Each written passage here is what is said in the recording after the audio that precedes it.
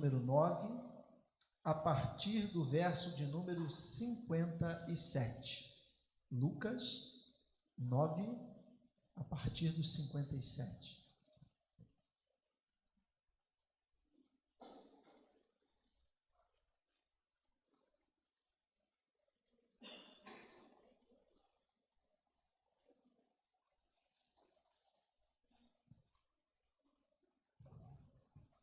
A palavra de Deus vai dizer assim: e aconteceu que, indo eles pelo caminho, lhe disse um homem: Senhor, seguir-te-ei para onde quer que fores. E disse-lhe Jesus: as raposas têm covis, as aves dos céus ninhos, mas o Filho do Homem não tem onde reclinar a cabeça. E disse a outro: segue-me. Mas ele respondeu: Senhor, deixa que primeiro eu vá enterrar meu pai. Mas Jesus lhe observou: deixa aos mortos o enterrar os seus mortos, porém tu vai, anuncia o reino de Deus. Disse-lhe também outro: Senhor, eu te seguirei, mas deixa-me despedir primeiro dos que estão em minha casa.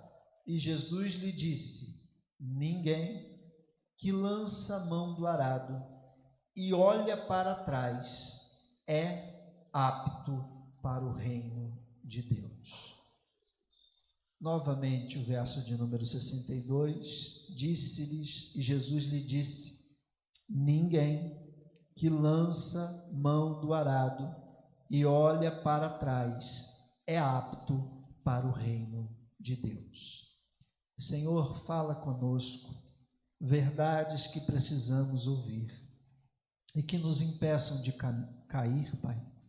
Nos ajuda, Senhor Deus, na lida da vida, nas lutas, Senhor Deus, que surgem e tentam, Senhor Deus, nos afastar do Senhor. Mas o grande apóstolo Paulo escreveu aos Romanos dizendo: quem nos separará do amor de Cristo? Altura, profundidade, perigo, nudez, espada. Ó Pai, ele disse: como por amor de Ti somos entregues à morte todos os dias, mas Pai, nada pode nos demover da Tua presença. Sê conosco, Pai, ministra o nosso coração, em nome de Jesus. Amém. Poder sentar, irmãos? Quem? Criança. Nós vamos ter que rever o conceito de criança aqui na igreja, mas vou chamar as crianças aqui.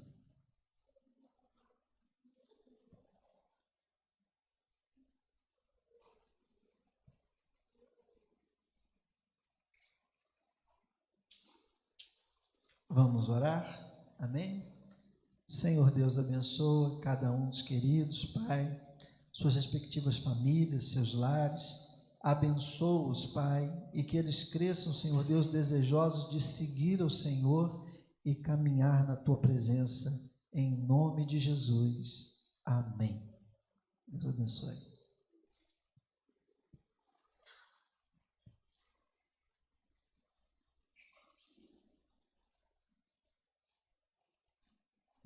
Irmãos, um dia desse estava vendo esses vídeos, né, que aparecem com frequência para a gente, e alguém estava fazendo uma separação entre crente, evangélico e cristão. Crente é todo aquele que crê. E a própria Bíblia diz que o diabo crê, mas estremece. Então, etimologicamente falando, até o diabo é crente. Porque crente é todo aquele que crê. Evangélico se tornou no nosso Brasil um termo que não define exatamente ninguém, ou apenas sinaliza que essa pessoa frequenta qualquer reunião dita evangélica, de evangélicos. E hoje nós temos uma gama enorme de denominações ditas evangélicas. Então, e nada contra celebridades se dizendo evangélicas, pessoas que são simpatizantes, vão a uma congregação, uma igreja, e se dizem evangélicos. Agora, cristão, etimologicamente falando, na concepção da palavra, é um seguidor de Cristo. Os irmãos devem se lembrar que foi na cidade de Antioquia que pela primeira vez os seguidores de Jesus foram chamados de cristão. E nesse texto aqui em questão, nós temos 3 homens que estão se apresentando para ingressar no caminho de seguir a Jesus. E, portanto, eles estão ingressando no caminho de se tornarem cristãos. Porque o que é e o que me faz e o que é ser um cristão? Não é frequentar uma igreja. Não é dizer que acredita, que crê. O cristão é, por definição, o seguidor de Cristo. E a palavra de Deus vai dizer que basta ao servo ser tal qual o seu Senhor, assim como basta ao vaso ser tal qual a vontade do oleiro. Só que, nessa questão de crente, evangélico, cristão, a gente bagunça os termos, usa eles assim, sem refletir muito, não é? E não há nenhum problema nisso, não é? De alguém te chamar de crente, ou você dizer que é crente, mas você precisa entender, não é? Que muito mais do que um crente em Jesus, o Senhor te chamou para ser um cristão, um discípulo. E como que o evangelho cresceu e chegou até nós? Através de cristãos. O cristão é aquele que você olha para a vida dele e mesmo com falhas, porque falhos somos, você enxerga na vida desta pessoa sinais de que ela está caminhando para seguir a Jesus Cristo. E esse caminho não é fácil. E nesse texto, de uma forma muito particular, Jesus vai apresentar algumas implicações muito sérias a respeito de segui-lo. E o último texto precisa nos fazer temer e tremer. Está em tela e no final diz: o que lança a mão do arado, ou ninguém que lança a mão do arado e olha para trás, é apto para o reino de Deus. É aprovado. Quando alguém vai fazer o teste, por exemplo, teste de autoescola, no final vai dizer se você é apto ou inapto. E Jesus está dizendo que aquele que para, ele é inapto.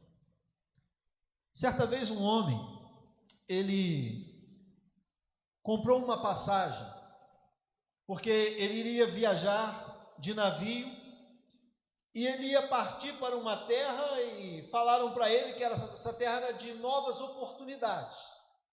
E ele chegou ao entendimento que ele queria uma nova oportunidade, ele queria vislumbrar lugares diferentes e começar uma nova vida. Quando chegou o momento do embarque, ele ficou dividido, porque ele olhava para aquele navio, olhava para as malas que ele estava levando, mas pensava na casa que ele estava deixando, nos relacionamentos que ele estava deixando, na família que ele também deixaria, e ele ficou ali naquele porto, naquele cais. E o tempo estava passando até que o capitão daquele navio olhou e viu que ele estava ali naquele cais. E disse para ele: olha, você não pode permanecer no cais e querer viajar. Ou você entra no navio, ou você vai ficar nesse cais e você não vai viajar. No final ele entendeu que viajar exigiria dele deixar muita coisa que ele julgava importante para trás. Essa história, irmãos, na verdade, ela ilustra o que é seguir a Jesus.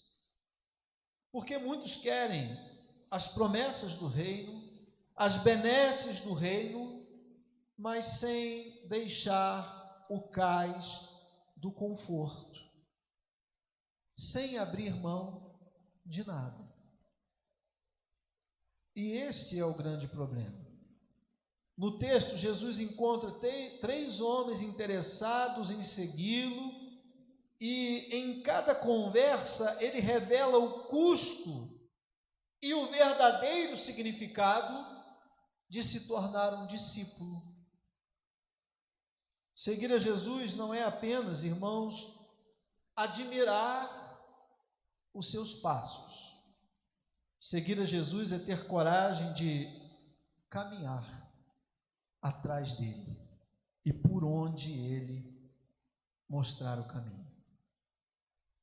Então, irmãos, em primeiro lugar, seguir a Jesus é entender que nem sempre o caminho será de conforto. Muitas vezes o caminho será de confronto. O primeiro homem parecia impulsivo. Versos 57 e 58, aconteceu que indo eles pelo caminho, lhe disse Senhor, seguir-te-ei para onde quer que fores. Parece que ele chega decidido, convicto, resoluto. E eu gosto da definição de resoluto. Eu já falei para os irmãos aqui, acho que a melhor imagem que eu tenho de resoluto é do homem que se prontifica a saltar de paraquedas. Enquanto ele está no avião, ele está apenas decidido. Porque ele decidiu pular, mas ele ainda não pulou. E ele pode decidir não pular mais. Mas quando ele salta do avião, ele já não está mais decidido. Agora ele está resoluto, porque não tem mais como voltar atrás.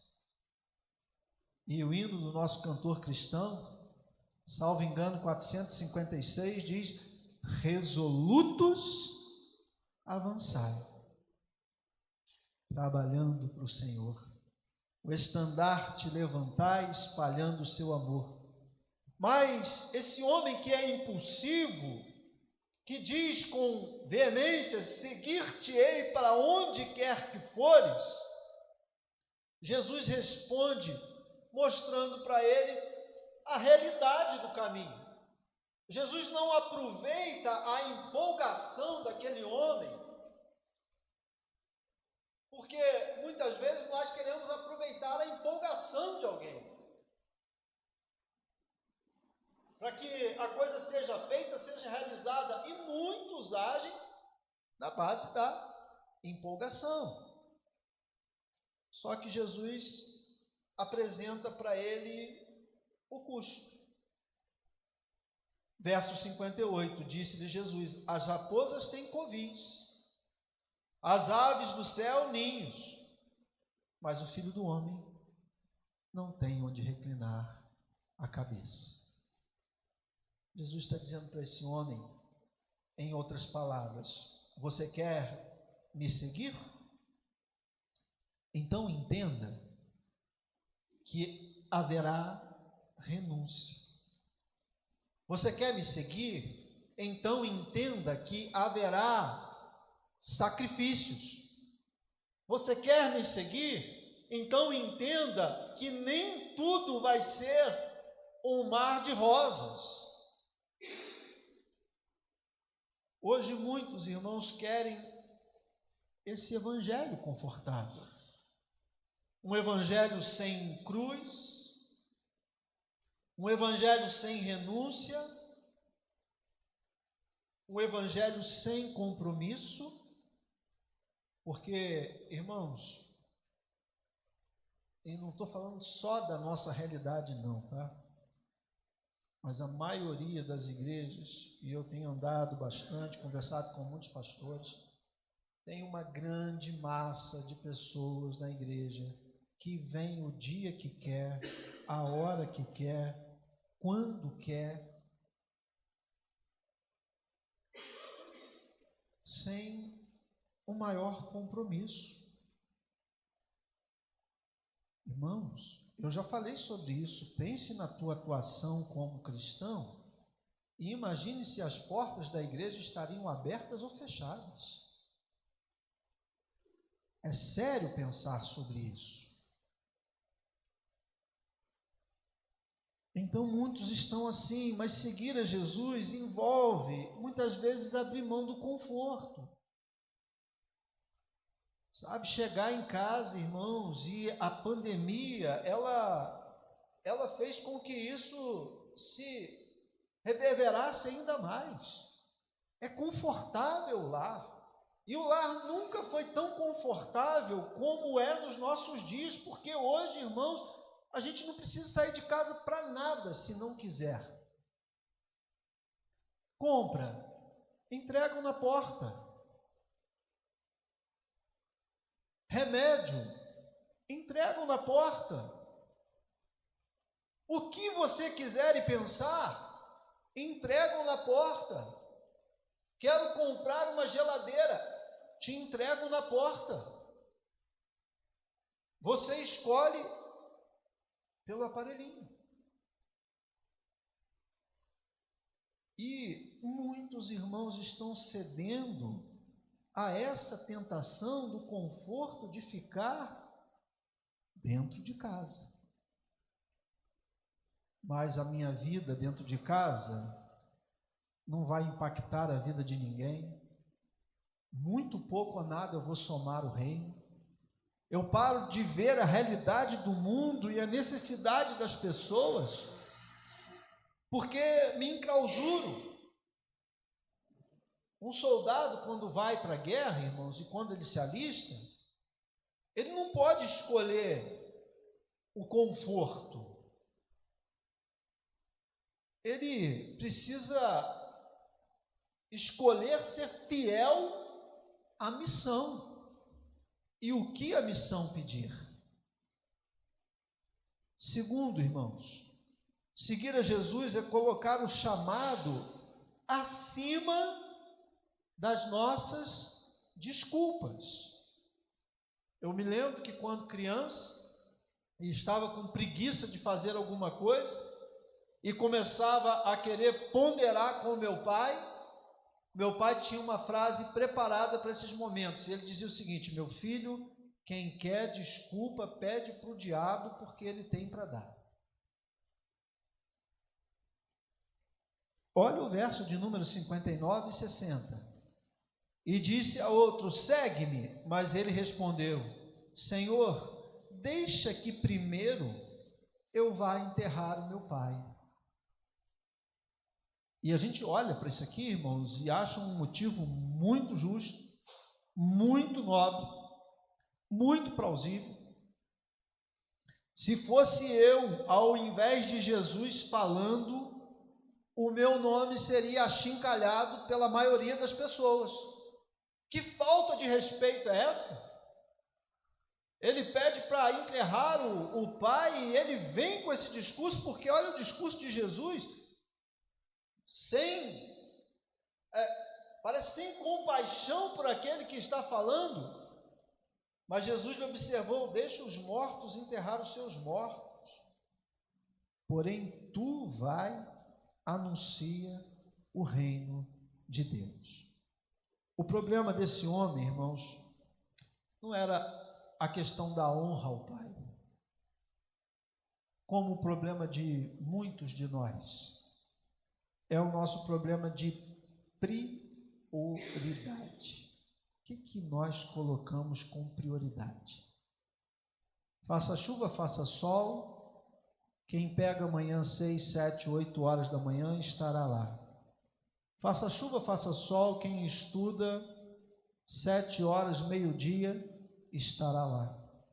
Faça chuva, faça sol, você tem um curso que você está pagando por ele, você estará lá. Os nossos compromissos, às vezes, com a obra de Deus, eles são deixados de lado. Domingo tínhamos 35 pessoas na igreja. É ou não é uma falha? Você que me assiste pela internet, é membro desta igreja, é ou não é uma falha? Jesus percebeu que havia naquele homem, como há na minha vida e na tua, prioridades equivocadas. A gente faz isso, irmãos. Eu vou resolver isso primeiro. Eu vou resolver aquilo primeiro. Irmãos, eu estou como pastor caminhando para 23 anos. Pode contar nos dedos dessa mão aqui, vai sobrar dedo, quantas vezes eu atendi alguém na hora do culto. E não é porque não pediram, não, pediram já. Mas a minha resposta é a seguinte: meu irmão, minha irmã, não tem nada mais importante do que o culto. Qualquer hora antes ou depois, na hora do culto, não. Se eu posso te dar como pastor um conselho de amigo, de pastor, não resolva absolutamente nada na hora do culto, mesmo estando na igreja, porque é culto a Deus. Não é hora, irmãos, de preparar nada do lado de fora. Eu sei que tem situações excepcionalíssimas, mas nada pode ser mais importante do que o culto, porque é o nosso momento de devoção a Deus.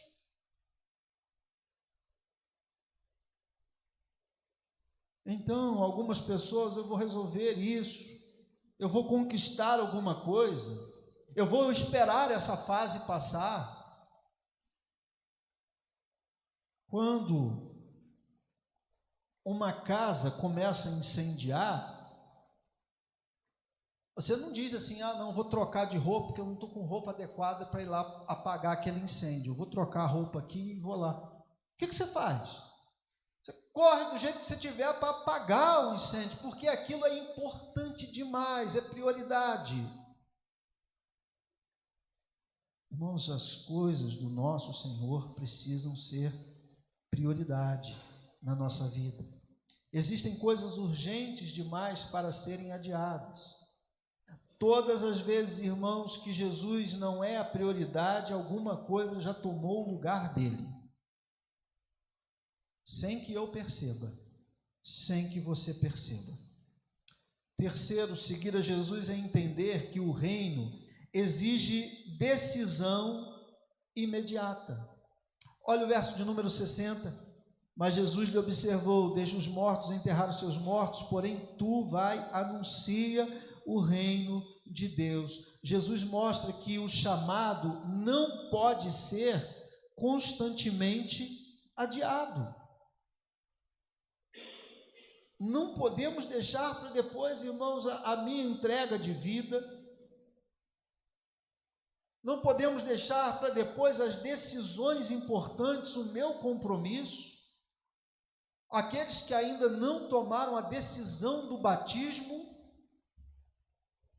precisam fazê-lo, porque não dá para adiar, irmãos, aquilo que pode mudar o meu destino final. Quanto ao batismo, eu tenho a seguinte definição, irmãos: uma coisa é eu querer e não poder. Já houveram casos aqui. A irmã Dulce, ela veio aqui no culto de aniversário da nossa igreja, foi membro aqui durante alguns anos. A irmã Dulce ficou 8 anos congregando aqui na igreja, não sendo membro, porque ela tinha que resolver um problema sério da vida dela. Ela tinha que se divorciar, e o divórcio dela era muito complicado, não vou entrar em detalhes aqui, mas era coisa complexa de se resolver, para que ela pudesse se casar, para poder se batizar. O que impediu o batismo dela? Ela definiu isso, que estava, de certa forma, fugindo da competência dela. Quando ela conseguiu resolver isso, irmãos, eu não me lembro o ano, mas foi no dia 15 de março, porque foi o dia do meu aniversário. Nós fizemos a cerimônia de casamento dela de manhã na igreja e a cerimônia de batismo à noite no culto, porque ela queria e não podia.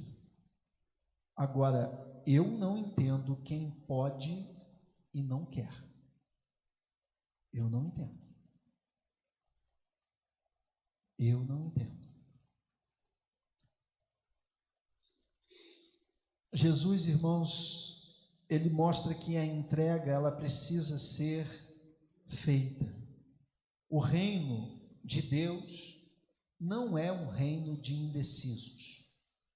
Não é um reino de indecisos.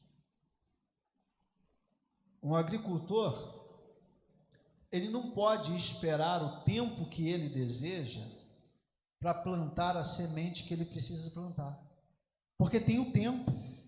Ele tem que plantar dentro daquele tempo. Se ele não plantar dentro daquele tempo, passou a época do plantio, não vai adiantar plantar mais.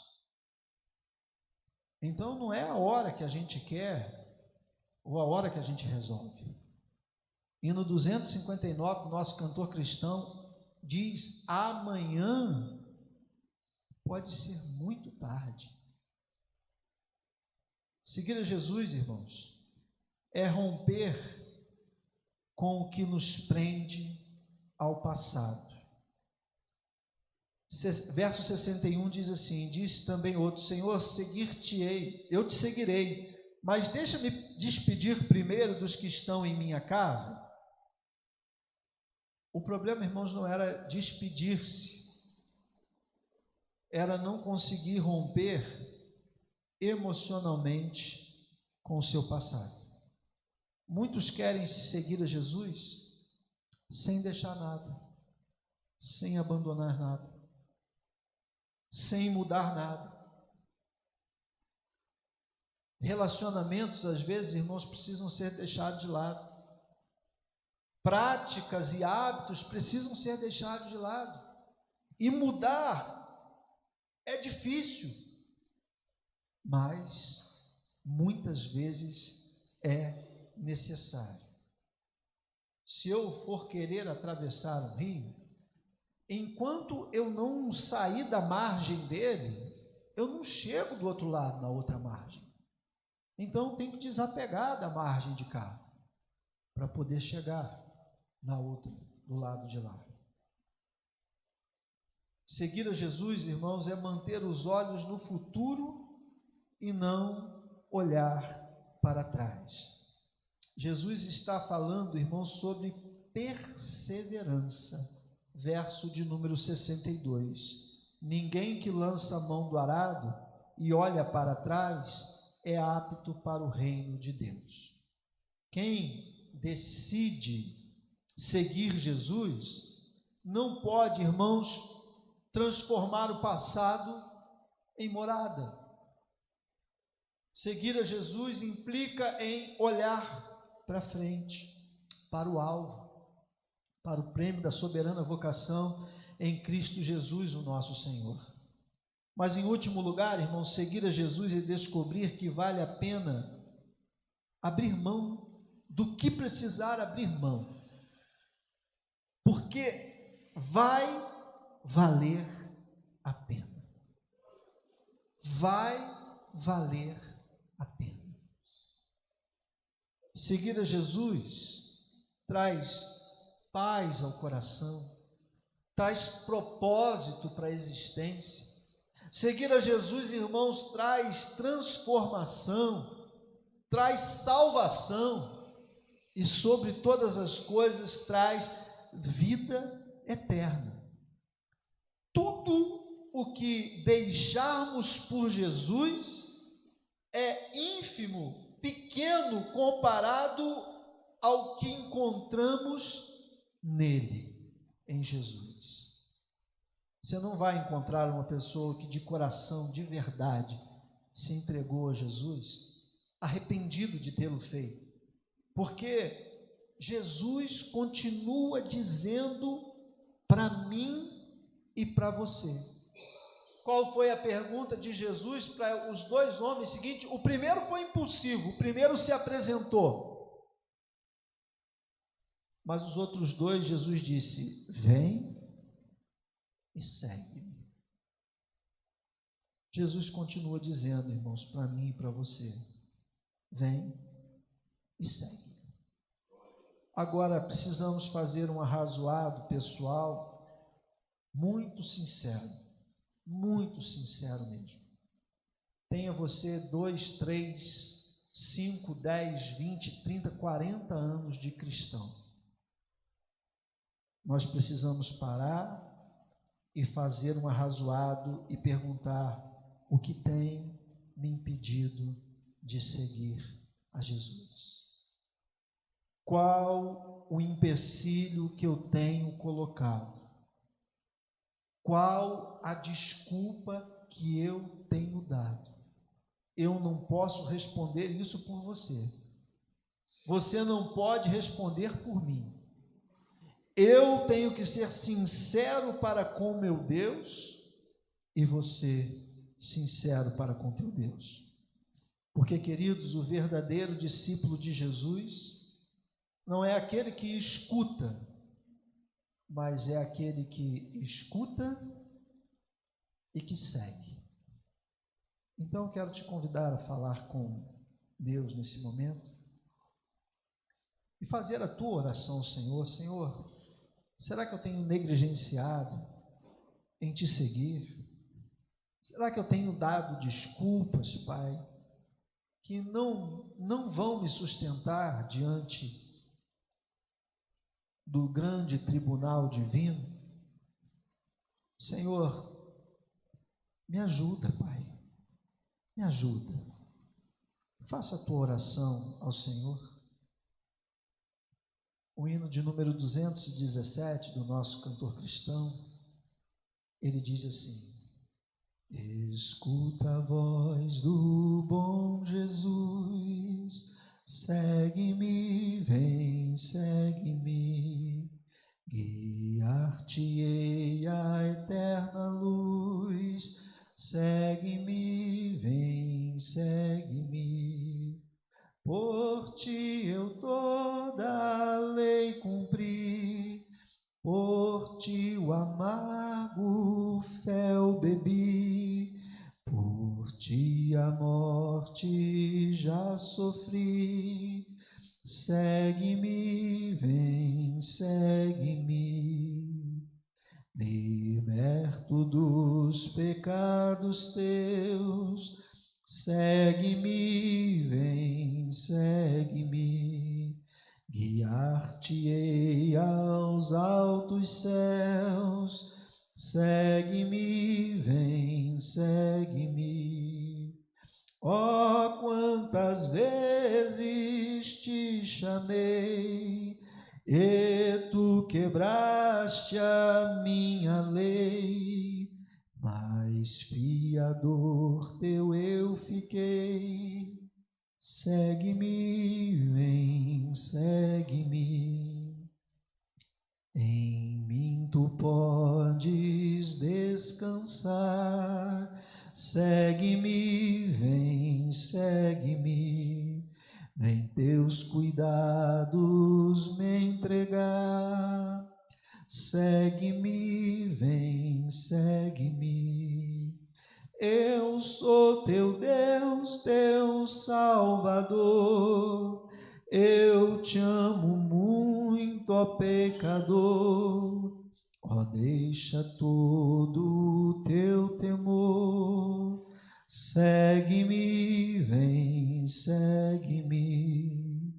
Sim, meu Jesus, te seguirei.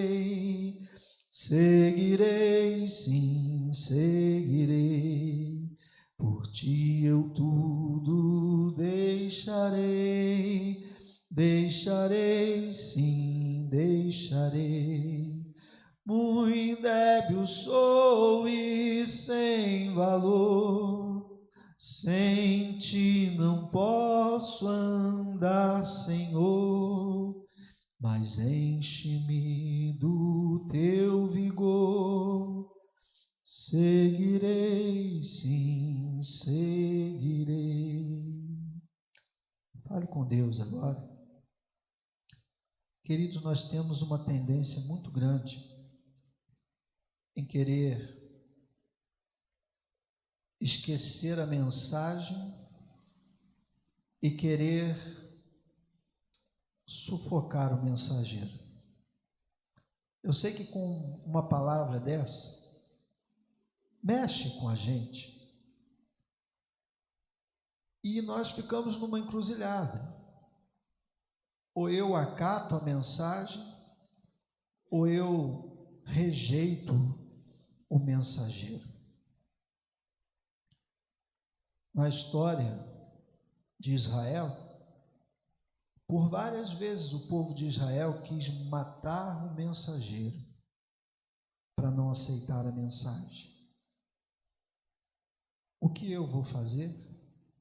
O que você vai fazer? É responsabilidade minha e sua. Você pode receber e acatar a mensagem, ou você pode querer ir contra o mensageiro. Mas entenda que Jesus precisa ser a prioridade da minha vida e da tua vida. Senhor, abençoa cada um, filho e filha do Senhor aqui nessa noite. Pai, após um dia cansativo, onde todos aqui, Senhor Deus, poderiam dar uma desculpa para não estar, escolheram vir à tua casa. E eu creio, Senhor Deus, que como Maria, irmã de Marta, cada um escolheu a boa parte, a qual não lhe será tirada. Pai, se fosse a minha palavra, eu creio, Senhor Deus, que poderia ser desprezada e descartada. Mas, Pai, tão somente foi a tua palavra lida e explanada ao nosso coração. Que cada um de nós, Senhor Deus, se responsabilize diante dela e busque no Senhor fazer o melhor. Se conosco, Pai. Abençoa, Senhor Deus, os teus filhos, leva-os guardados e abençoados por ti mesmo para os seus lares. E que o amor eterno do nosso Deus Pai, a graça e a misericórdia salvadora de Cristo Jesus, o nosso Senhor, a comunhão e a bendita consolação do Santo Espírito de Deus repouse sobre a tua vida. Vá em paz e que o Senhor Jesus te abençoe. Amém. Deus abençoe, irmãos.